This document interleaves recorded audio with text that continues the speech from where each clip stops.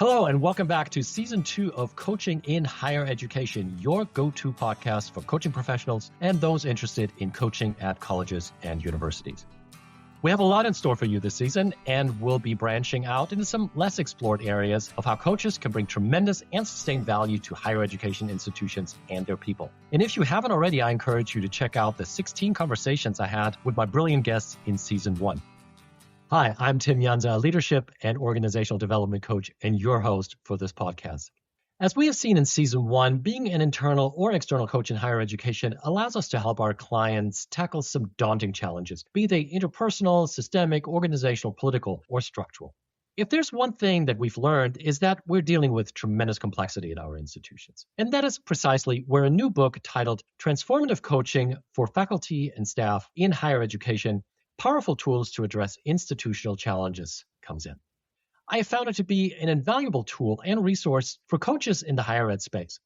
So it's a pleasure to dedicate this first episode of Season 2 to this ambitious work. To talk about this edited volume, it's a great pleasure to have as my guests today two of the editors. Dr. Karen Gonzalez Rice is a professor of art history and faculty coach with Center for Teaching and Learning at Connecticut College, and her colleague, Dr. Susan Hrach, who's a professor of English at Columbus State University in Georgia. Karen and Susan, welcome to the podcast. Delighted to be here, Tim.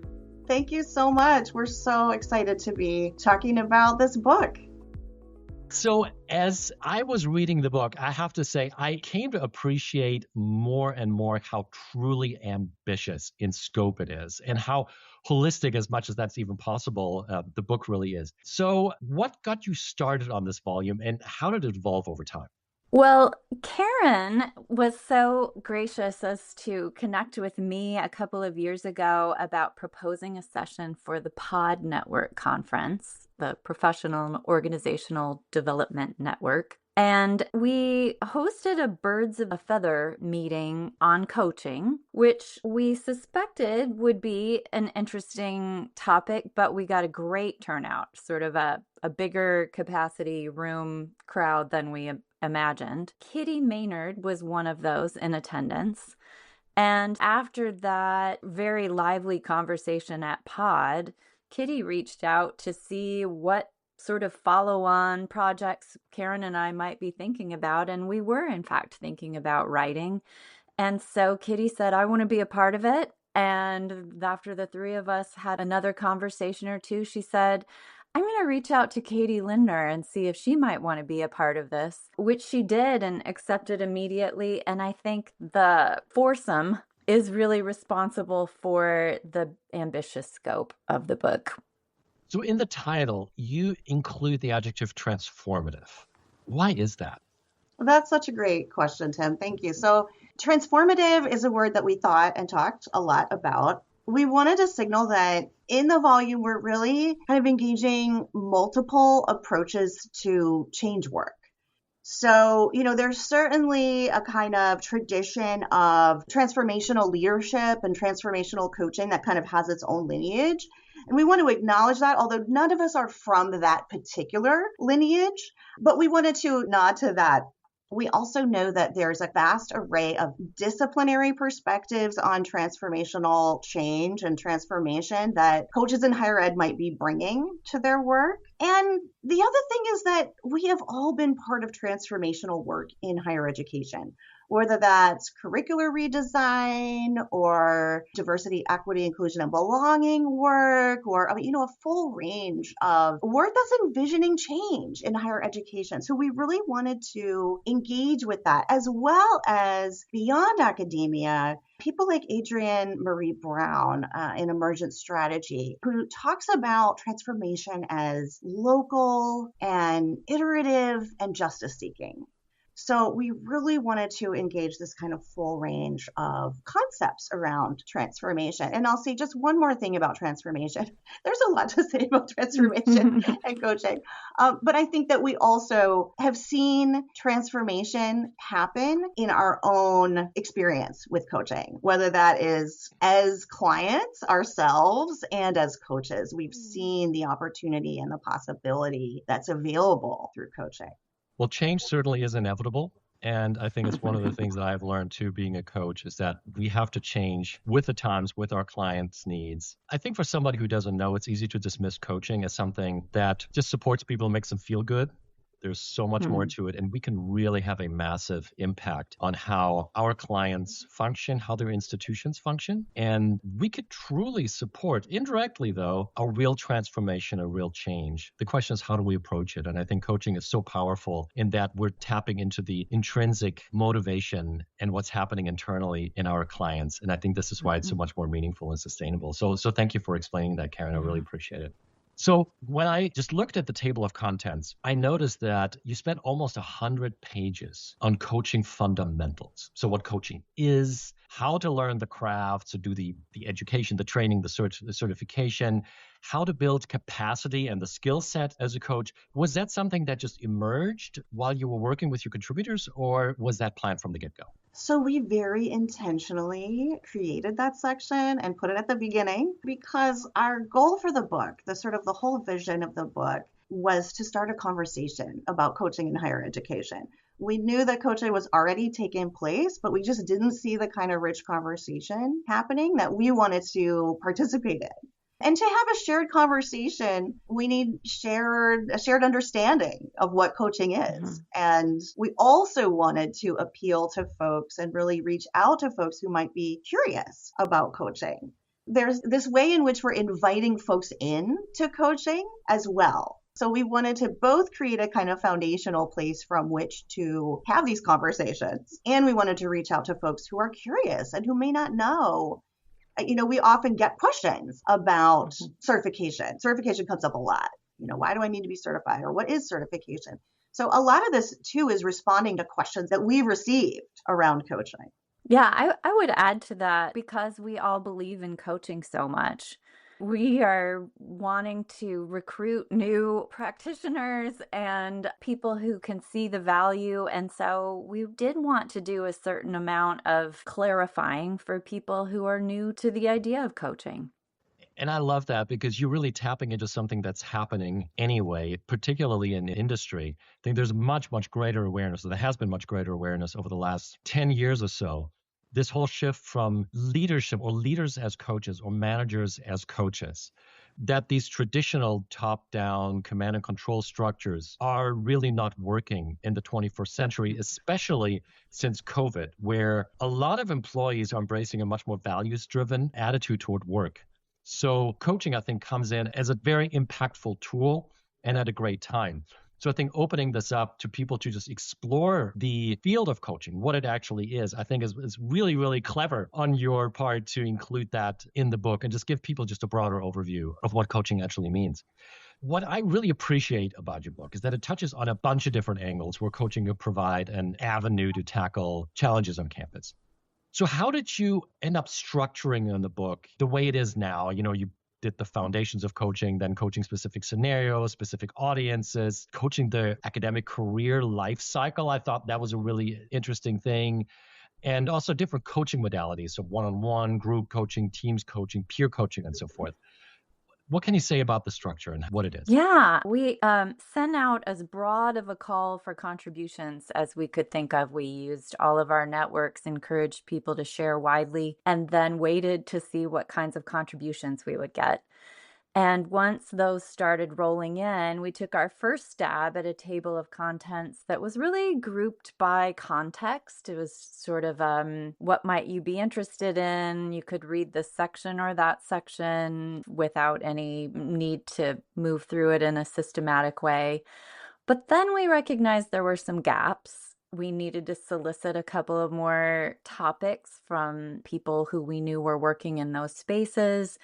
And then we started thinking more about what Karen was describing earlier, really wanting to provide a way for people to make sense of the whole point of coaching, what it is, why does it matter, and then move through a skills development approach so that we could have readers prepared to think about specific kinds of audiences, specific kinds of contexts, and wrapping up with some more organizational change, kind of large, big picture topics. And so we're hoping that the book really now works as almost like a learning experience.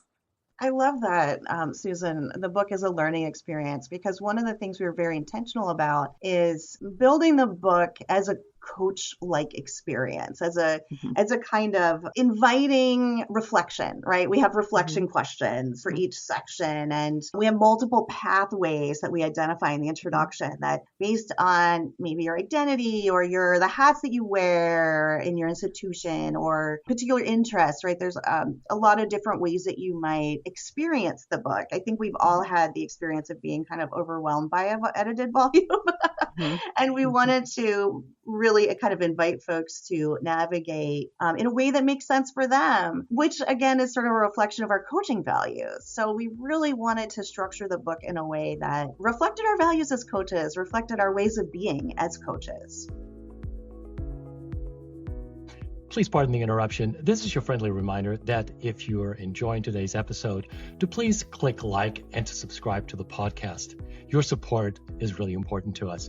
Also, please check out the companion website, higheredcoaching.us or leadershipimagined.com/podcast. Thanks so much. And now back to the episode. What got me really excited when I even just read the title of the book is that you included the word staff in it for faculty and staff. Because a lot of times when we're discussing any kind of organizational development, leadership development, professional development on campus, I would say 80% of the time we're talking about faculty or academic professionals, academic leaders. Staff are pretty much a group that is often somewhat neglected. So why did you deliberately include the word staff in the title? And what changes actually when in our discussion about coaching, when we intentionally also coach staff, so middle managers and professional staff? Yeah, I think as Karen was saying, the need for our values to be reflected here really made it imperative for us to talk about the whole breadth of academic professionals, including student affairs professionals, IT staff, everyone who makes a university tick. And in our practice as coaches, we also work with staff on a regular basis. And so it was part of our experience that this was a really important population to be able to address.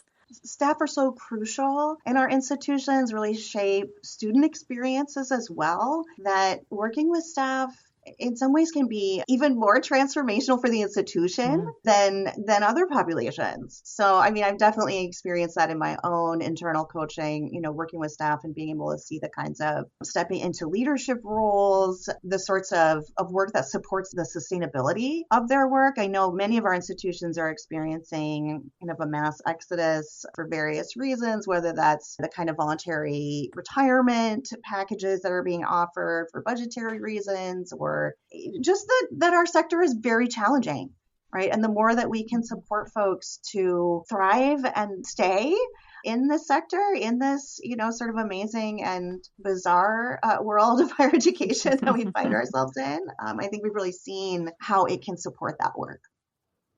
Well, you mentioned values, and one of my values has always been cross-functional, cross-disciplinary collaborations, and really doing the work that needs to be done rather than sitting on your title and function and job description and so forth. And I think this is something where there's still a lot of work to be done because there still is this gap, this divide between faculty and staff who kind of eye each other with suspicion. And then, of course, if you mention the administration, a lot of people just go in there, either roll their eyes or something. There's a lot of work that has had to be done. Susan, in our last conversation, and I wrote this down, you mentioned addressing that exact issue, which is the faculty-staff divide, as a cultural need. And I love that. And there's a great quote in one of the chapters that deals specifically with intercultural considerations for coaches. And the quote is, "The development of cultural competence in coaching is a professional imperative." I think this is such a powerful statement. In your opinion, what role do cultural considerations play in higher ed coaching? Yeah, I think the deep humility needed to be able to work across cultures in higher ed is something that Anne-Marie Edwards, one of our contributors, really addresses beautifully. There are cultural differences depending on your role like faculty or staff. And in particular, that can be one that an institution needs to work very intentionally to try to bridge. But then there's also this diversity of cultural backgrounds from the kinds of global populations that we're so privileged to be able to bring together to do the work of research and teaching at a university, but that come with challenges. People have lots of different backgrounds and ways of behaving that we need to be sensitive to, that we need to be aware of our own. And this is mostly what's called for, really, our own perceptions and backgrounds that may shape the way that we interact with others. And so cultural sensitivity in a coaching space is so important because we need to believe in the client as the expert in their own lives and in their own work. So unlike being a mentor, for example, where it's your job to anticipate how this person might need your guidance. In coaching, we really need to believe in their inherent ability to address their own challenges and to bring that out in each person that we work with. And so having some awareness of cultural competence, I think, is absolutely essential. And I would add that this is one of the ways in which coaching can be an anti-racist practice. This sort of self-reflection as coaches. It's so crucial for us to do that in our work so that we can support our clients, so that we can support the kind of quite diverse set of folks that we encounter on college and university campuses. You know, I've taught a couple of workshops where we looked into certain psychometric assessments and looked at how people relate to each other, they interact. And one of the things that I found fascinating is how everybody immediately focuses in on the disciplinary differences, the different disciplinary cultures, faculty culture, but even there is no such thing as a faculty culture. Is it research faculty? Is it teaching faculty? Is it in the humanities? Is it in the STEM disciplines? How are people leading, relating, interacting when they're leading a lab, when they're research scientists, for example? Mm-hmm. And then, of course, you have people who are administrators and various level of staff. So there are different behavioral patterns that emerge. But a lot of times what this seems to cover up is that, as you mentioned, Susan, we have tremendously diverse campuses, even in terms of national origins, for example. Especially in the United States, we have researchers and faculty members and staff who are from all over the world. And sometimes these interpersonal conflicts that arise are due to certain cultural norms that everybody brings to campus, but we always think about the disciplinary and the functional and the structural aspects of relating first. So I think that's always fascinating when I work with coaches and I say, well, have you considered these other aspects? And there's like, well, that kind of explains why I'm having okay, there you go, right? So these things are definitely important to look at. So there are two areas of focus in your book that I found really compelling and that stuck out to me personally. And one is coaching department chairs. That's something, that I've talked about quite a bit and have a lot of personal experience working with clients. So this one is something that I was happy to see, but I almost expected to see. But the other one that I had not expected to see is the idea of productivity coaching. Again, which I hadn't really thought of in these terms. Is this something that you wanted to include from the get-go, or was this a topic that your authors brought to you? Tim, I could talk about productivity coaching all day long. So I'm so glad you asked this question.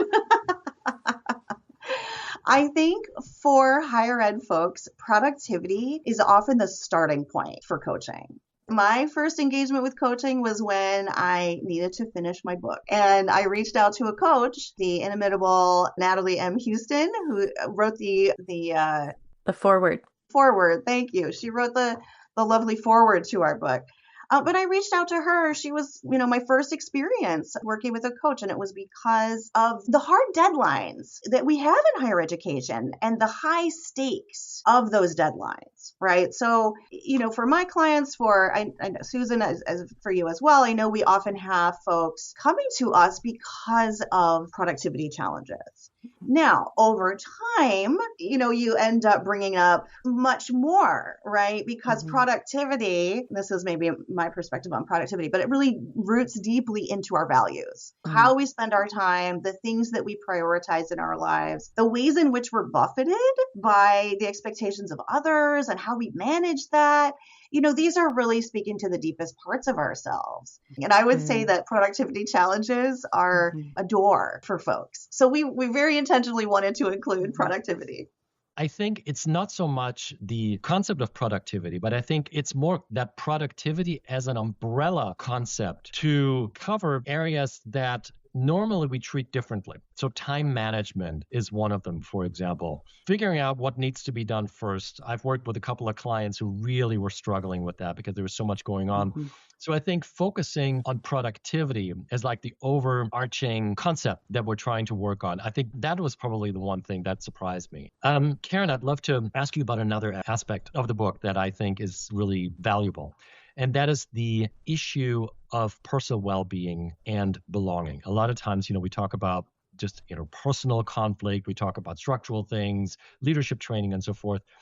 Why, in your words, would you say that well-being and belonging are important? And how can we as coaches support creating that sense of and the importance of taking care of ourselves before we take care of others? So we in higher ed are not okay. And we've not been okay since well before the pandemic, when we've been experiencing pretty significant budget cuts, crumbling infrastructure, the enrollment cliff, right? Lots and lots of challenges. And I won't elaborate them here because we all know, right, how hard things have been, much less pandemic. So for me, my focus on well-being really began well before I was a coach. Many years ago, when I was working with the Center for Teaching, Learning and Learning as a kind of pedagogy consultant, or, working with faculty around pedagogy. And I started to notice that the kind of work that we do in the classroom is directly connected to our values. I mean, it's really kind of obvious when you say that, but what we care about, who we are as humans, and the things that matter to us are at the root of our relationships with students and the way that we are in the classroom. And I just didn't see a lot of programming or articles or really anything about this topic. And so I started to create my own programming at my institution around well-being, around taking care of ourselves, around knowing ourselves better so that we could be better teachers. For me, that was really the kernel of becoming a coach. That seed of the realization that who we are in the classroom, who we are on campus matters. How do we really address that is one of the questions of the book that we felt was really important. Well-being is the basis. Without well-being, this is not a sustainable sector. I think this is a great spot to also pitch another book very briefly. It's Kevin McClure's not so new book now, The Caring University. I think that's something. And Karen, when you said we're not okay, Kevin also wrote this article, We Are Not Okay. I think that was in 2021 or 2022 that you might have been referring to. So I'll put that on the companion side as a link so people can read this. If there's one thing you would like for readers of your book to take away, what would that be? So I kind of think of at least two audiences. I think for coaches reading this book, I hope that coaches feel that they're not alone in doing this work. It can sometimes feel isolating when you're maybe the only internal coach or maybe the only person in your unit or something who is doing this work. And I think that's one of the things that surprised me about working on this volume is just the vast array of folks who are already doing coaching in higher education. This work is so important and it makes a difference. And then for folks who are new to coaching, new to thinking about coaching in higher education, curiosity. I hope that this sparks questions and curiosity and paying some attention to what's going on and what's possible with coaching in higher ed. Yeah, Karen, I think I would build on that last statement. I want readers to take away the value of asking questions and how much more fruitful the interactions with colleagues and students across the university, our work can be when we're focused on asking good questions rather than coming in with the mindset of needing to be experts, which is pretty challenging in this particular industry because that's part of a major identity. We know we have the answers. Coaching is so much about asking people not to be the expert, to trust your partner in the experience, to have the answers, and for your role to draw them into what they already know. Words to live, lead, and coach by. Thank you both so much for your wisdom. Thank you for everything you do to support coaching, especially coaching in higher education, where we can make a tremendous impact. It was a pleasure to have you on, and I really appreciate you taking the time to have this conversation. Thank you so much, Tim. And to our audience, thank you for spending a little bit of time with us today. As always, if you're interested in more information on this episode, our guests, Susan and Karen, and today's topic, please visit the companion website at higheredcoaching.us or leadershipimagined.com/podcast. And please check out season 1 of the podcast and those fantastic conversations in those 16 episodes. See you again soon. And until then, keep making a difference, one client and one conversation at a time. Take care.